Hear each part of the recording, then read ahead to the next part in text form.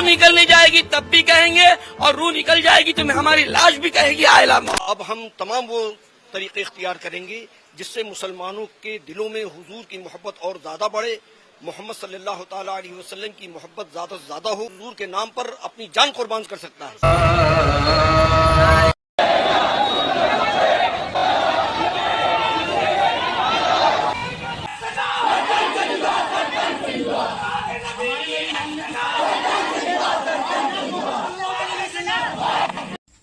नमस्कार दोस्तों, आज हम एक ऐसे मुद्दे पर बात करने जा रहे हैं जो देखने में भले धार्मिक लगे, लेकिन इसके पीछे राजनीति, अंतर्राष्ट्रीय साजिश और खुफिया एजेंसियों का खेल छिपा हो सकता है। मामला है आई लव मोहम्मद रैलियों का, जो कानपुर से लेकर नागपुर तक जगह जगह आयोजित की गई।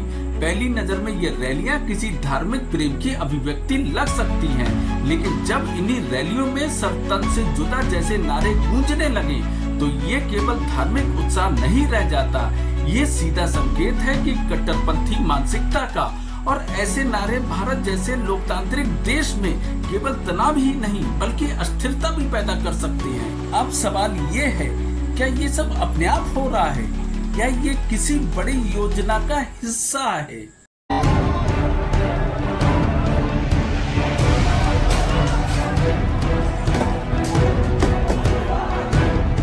ये वही तारीख है जब भारी प्रोटेस्ट के आगे शेख हसीना की ताकत कम पड़।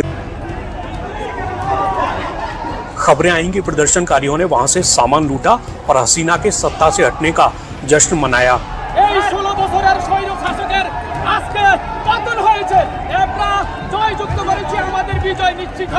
क्या ये वही पैटर्न तो नहीं है जो हमने बांग्लादेश और नेपाल में देखा, जहां धीरे धीरे सरकार को उखाड़ फेंकने की साजिश रची गई?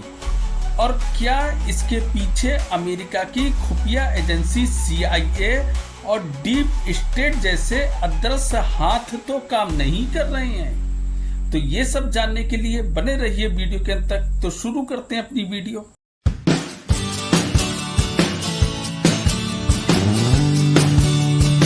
भारत में धर्म हमेशा राजनीति का अहम हिस्सा रहा है। चुनाव के मौसम में भीड़ जुटाने, वोट बैंक बनाने और भावनाओं को भड़काने के लिए तरह तरह के हथकंडे अपनाए जाते हैं, लेकिन इस बार मामला अलग है। आई लव मोहम्मद के नाम से रैलियां निकालना और फिर उसमें हिंसक नारे लगाना ये संयोग नहीं लगता, बल्कि ये एक बड़े स्क्रिप्टेड शो जैसा है।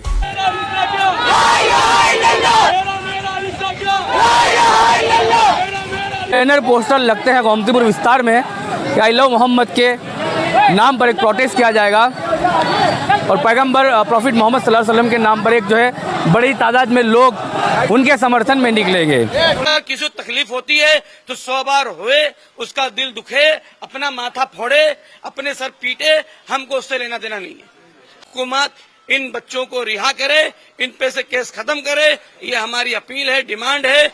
इसमें सबसे ज्यादा हैरान करने वाली बात तो ये है कि लगभग पूरे भारत में एक साथ आई लव मोहम्मद की रैलियां निकाली गई और हमारे खुफिया विभाग को इसकी जानकारी तक नहीं हुई। आखिर ये कौन लोग हैं जिन्होंने इतना बड़ा आयोजन किया, जो कानपुर से लेके नागपुर तक सब जगह एक ही पैटर्न पर एक ही नारे के साथ रैलियां निकाली गई? क्या आप सोच सकते हैं कि ये घटना केवल कुछ लोगों की गिरफ्तारी के विरोध में थी? और अगर ये मान भी लिया जाए गिरफ्तारी के विरोध में ये रैली निकाली गई, तो ये रैली केवल कानपुर तक ही सीमित रहनी चाहिए थी। लेकिन आई लव मोहम्मद की आग पूरे भारत वर्ष में कैसे फैल गई? क्या आपको नहीं लगता कि इसमें अमेरिका की खुफिया एजेंसी CIA, डीप स्टेट और जॉर्ज सोरोस जैसे लोगों के बिना ये संभव ही नहीं है? क्या आप जानते हैं कि एक ऐसी एजेंसी है जो दुनिया के हर कोने में चुपचाप ऑपरेशन करती है, सरकारें बदलती हैं और दुश्मनों को खत्म कर देती है बिना कोई सबूत छोड़े? जी हां, हम बात कर रहे हैं CIA की, सेंट्रल इंटेलिजेंस एजेंसी। तो उस पर भारतीय अर्थव्यवस्था को कमजोर करने का भी आरोप लग रहे हैं। ये एजेंसियां हमारे देश की लोकतांत्रिक व्यवस्था को ध्वस्त करने की साजिश रच रहे हैं और कहीं ना कहीं मोदी सरकार को गिराने की साजिश चल रही है, जिसमें दुनिया भर की बड़ी से बड़ी ताकतें लगी हुई हैं।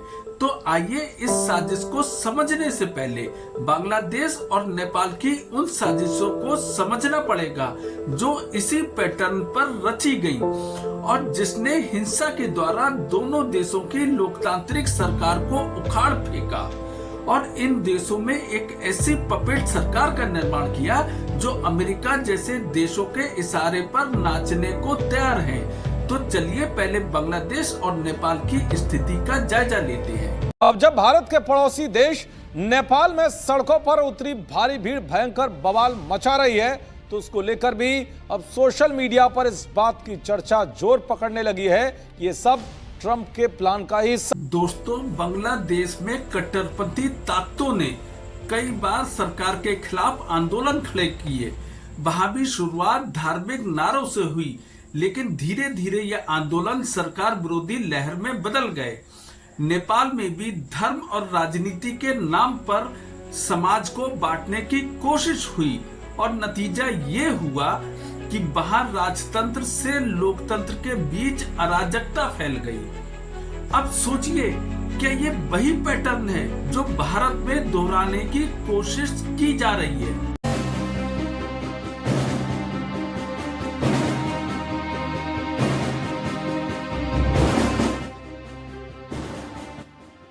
सीआईए ने एक रिपोर्ट जारी की है। फैक्ट बुक नाम से ये रिपोर्ट जारी की गई है, जिसमें विश्व हिंदू परिषद और इसके अलावा बजरंग दल को एक हिंदूवादी आतंकवादी संगठन बताया गया है और कहा यह भी जा रहा है कि ईसाई मिशनरियों के दबाव में, जिस तरह से भारत ने चंदा रोका है, उसके दबाव में सीआईए ने ये पूरी रिपोर्ट तैयार की है, क्या जिसको फैक्ट बुक कहा गया है। उसमें बजरंग दल का नाम है, जिसे मिलिटेंट ऑर्गेनाइजेशन बताया गया है। उसमें विश्व हिंदू परिषद का नाम है, जिसको मिलिटेंट ऑर्गेनाइजेशन बताया गया है। लेकिन सवाल यही बड़ा है कि सीआईए की रिपोर्ट कहना क्या चाहती है। विश्व हिंदू परिषद क्या एक आतंकवादी संगठन है या वाकई ये रिपोर्ट किसी से प्रभावित होकर सीआईए ने तैयार की है? तो दोस्तों, कितनी हैरान करने वाली बात है कि अमेरिका की खुफिया एजेंसी सीआईए ने बजरंग दल और विश्व हिंदू परिषद को एक मिलिटेंट संगठन बता दिया या आतंकवादी संगठन बता दिया। क्या कोई ये बता सकता है कि इस आतंकवादी संगठन ने कहां पर बम विस्फोट करे, कितने लोगों को गोलियों से मारा, इनके पास कौन कौन से हथियार हैं? ये कुछ ना होने के बावजूद भी लोगों के मन में भरा जा रहा है कि ये एक आतंकवादी संगठन है। यही तो अमेरिका की चाल है। इसी से तो अमेरिका लोगों के दिमाग पर वार करता है। इसी से तो वो दूसरे देशों की अखंडता को चूर चूर कर देता है, लोगों के देशों का विभाजन कर देता है। कि उसने ये इतिहास गवाह है कि अमेरिका ने कितने देशों को तबाह किया है। खुद अमेरिका एक मिलिटेंट संगठन ऑर्गेनाइज करता है और उसके बावजूद ये दूसरे देशों के एक नॉर्मल संगठन, जो कि स्वयंसेवी संगठन होते हैं, जो लोगों की मदद करते हैं, अमेरिका ये साबित करने की कोशिश करता है कि ये एक आतंकवादी संगठन है। तो दोस्तों, जब भी किसी देश में अस्थिरता पैदा करना होती है तो सबसे आसान रास्ता होता है धार्मिक भावनाओं को भड़काना। इतिहास गवाह है कि सीआईए ने कई देशों में इसी हथियार का इस्तेमाल किया है। ये के खतरनाक operation 1 bay of pigs invasion Cuba, 2 operation Ajax Iran की सरकार पलट दी गई, 3 assassination attempts on Fidel Castro, 4 bin Laden operation Pakistan 2011। CIA सिर्फ एक एजेंसी नहीं, एक रहस्य है। ऐसा रहस्य जिसे दुनिया के सबसे ताकतवर लोग भी पूरी तरह नहीं समझ पाते। सीआईए ने किन किन देशों को बर्बाद किया, पहले ये भी जानना जरूरी है। नंबर 1, अफगानिस्तान में जिहादियों को ट्रेनिंग देना। नंबर 2, ईरान, इराक, सीरिया और लीबिया में सरकार विरोधी ताकतों को हवा देना। नंबर 3, लैटिन अमेरिका में आंदोलनों को फंड करना। क्या ये संभव है कि भारत में भी CIA और विदेशी ताकतें धार्मिक रैलियों के जरिए सरकार को कमजोर करना चाहती हैं? डीप स्टेट की बात करें तो ये कोई संगठन नहीं बल्कि एक सिस्टम के भीतर का सिस्टम है, जैसे नौकरशाही, मीडिया, खुफिया एजेंसियां और राजनीति। इन सब के बीच छिपी ताकतें जो असल में घटनाओं की दिशा तय करते हैं। आई लव मोहम्मद के पोस्टर पे 25 लोगों पे FIR करवा के ये अनबख्त सोच रहे थे कि हम बहुत काबिल है, लेकिन हुआ क्या भैया, 25 मुसलमानों पे FIR करवाए और आज पूरा जमाना बोल रहा है आई लव मोहम्मद। ट्रेंड चल गया भैया। सोशल मीडिया पर बीते दिनों से आई लव प्रॉफिट मोहम्मद को लेकर जबरदस्त बहस छिड़ी हुई है। ये मामला तुल तब पकड़ा जब इस मामले में कानपुर में 20 मुस्लिमों को गिरफ्तार कर लिया गया और इस मुद्दे पर ओवैसी की भी प्रतिक्रिया आई जब वो भड़क गए। अभी वहीं एक सनातनी हिंदू लड़की का वीडियो इस विवाद को नई दिशा दे रहा है। इस लड़की ने खुलेआम कहा कि मैं सनातनी लड़की होकर बोल रही हूँ आई लव प्रॉफिट मोहम्मद। तो दोस्तों, आपने देखा कि डीप स्टेट किस तरीके से काम करता है। यही तो डीप स्टेट का काम है, अदृश्य रहकर लोगों को फंडिंग कर जो चाहो उसके मुंह से बुलवा लो। हिंदू को मुसलमान के विरुद्ध बुलवा लो, मुसलमान को हिंदू के विरुद्ध बुलवा लो या उसके समर्थन में बुलवा लो। ये केवल पैसे का खेल खेलता है और ये एक ऐसी अदृश्य ताकत है जिसे पकड़ना लगभग नामुमकिन है। कुछ लोग मानते हैं कि डीप स्टेट भारत में भी सक्रिय है, जो जॉर्ज सोरोस के साथ मिलकर जनता को असली मुद्दों से हटाकर धर्म और हिंसा की ओर ले जाना है। इसमें हमारे ही देश की कुछ विपक्षी पार्टियां और उद्योगपति तक मिले हुए हैं। जिस तरीके से कांग्रेस देश के हितों के साथ खिलवाड़ कर रही है, उस पर देश चिंतित है। कांग्रेस के वरिष्ठतम नेता विदेश में जाते हैं और वहां भी वो वही भाषा बोलते हैं जिसको जॉर्ज सोरोस प्रोपोगेट करता है।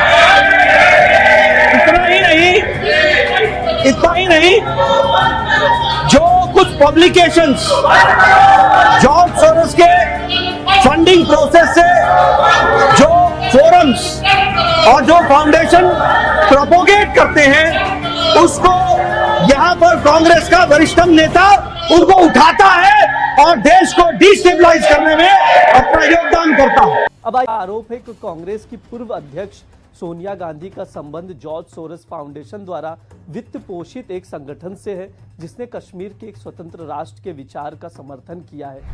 अब बात करते हैं सर तन से जुदा नारे की गहराई की।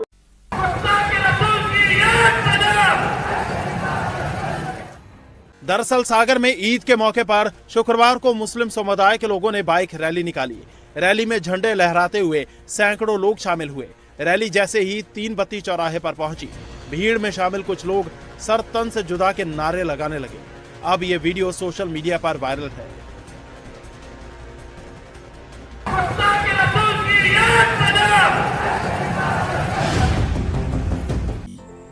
ये नारा सिर्फ एक समुदाय के कट्टरपंथियों की आवाज नहीं है, बल्कि इसके पीछे एक विचारधारा का जहर है। और जब ये नारा भारत की सड़कों पर गूंजता है, तो इसका फायदा कट्टरपंथी ताकतें, विदेशी एजेंसियां और राजनीतिक दल को होता है, जिन्हें किसी भी कीमत पर सत्ता की कुर्सी चाहिए ही चाहिए। हो गई और इस बीच पत्थर चले, पुलिस वैन का शीशा तोड़ दिया गया, जिसके बाद पुलिस के जवान एक्शन में आए, लाठियां चलाकर उपद्रवियों को मौके से भगाया। तनाव को देखते हुए मौके पर भारी संख्या में अब पुलिस बल तैनात किया गया है।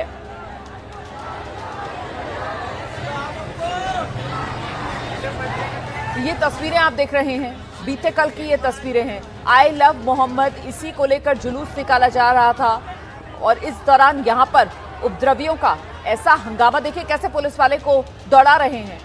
पुलिस वालों को निशाना बनाने लगे अचानक से ये उपद्रवी। पत्थर चले यहाँ पर, पुलिस वैन का शीशा इन्होंने। अब सवाल उठता है कि जब इतनी बड़ी रैलियां निकल रही थी, तो सरकार और खुफिया एजेंसी क्या कर रही थी? क्या ये केवल लापरवाही थी या जानबूझकर इन घटनाओं को होने दिया गया? कुछ लोग मानते हैं कि एजेंसियां कभी-कभी इन घटनाओं को अलाउ करती हैं ताकि बाद में शक्ति दिखाकर जनता के बीच हमारी एजेंसी कितनी मजबूत है वाला नैरेटिव बनाया जा सके। लेकिन अगर ये सच है तो ये और भी खतरनाक है, क्योंकि इसका मतलब है कि कहीं ना कहीं सिस्टम खुद इन घटनाओं का हिस्सा बन रहा है। तो दोस्तों, धर्म के नाम पर लोगों को सड़कों पर उतारा जा रहा है, कट्टरपंथियों के नाम पर हिंसा के बीज बोए जा रहे हैं और राजनीति के नाम पर देश की एकता और अखंडता को खतरे में डाला जा रहा है। तो दोस्तों, हमें ये समझना होगा कि ये लड़ाई हिंदू मुसलमान की नहीं है, ये लड़ाई भारत की अस्मिता और विदेशी ताकतों की साजिश है। तो दोस्तों, आज हम जागरूक नहीं हुए तो कल वही हालात हमारे देश में भी बन सकते हैं जो बांग्लादेश और नेपाल में बने।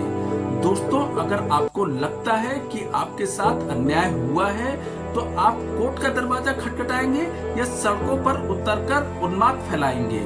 तो दोस्तों, मैं आपसे कुछ सवाल पूछना चाहता हूं और आप अपने विचार सोच समझकर कमेंट्स बॉक्स में साझा करें। नंबर 1, क्या ये देश संविधान से चलेगा या अराजकता से? नंबर 2, क्या आई लव मोहम्मद रैलियां केवल धार्मिक प्रेम की अभिव्यक्ति थी या फिर भारत को अस्थिर करने की एक सोची समझी साजिश थी? नंबर 3, क्या CIA और डीप स्टेट सच में इन सब के पीछे काम कर रहे हैं? नंबर 4 और सबसे बड़ा सवाल, क्या हम सब मिलकर भारत को इस धार्मिक राजनीति और कट्टरपंथी एजेंडे से बचा पाएंगे? सोचिएगा, समझिएगा और अपने विचार जरूर साझा करिएगा। और अगर आपको मेरी वीडियो जरा भी पसंद आई हो या मेरे विचारों से जरा भी सहमति हो तो मेरी वीडियो को लाइक और शेयर जरूर करिएगा। और आपने मेरे चैनल को अगर अभी तक सब्सक्राइब नहीं किया है तो इसे अभी सब्सक्राइब करें। तो फिर मिलते हैं अगले शनिवार को एक नए विषय के साथ। तब तक के लिए थैंक यू वेरी मच, नमस्कार।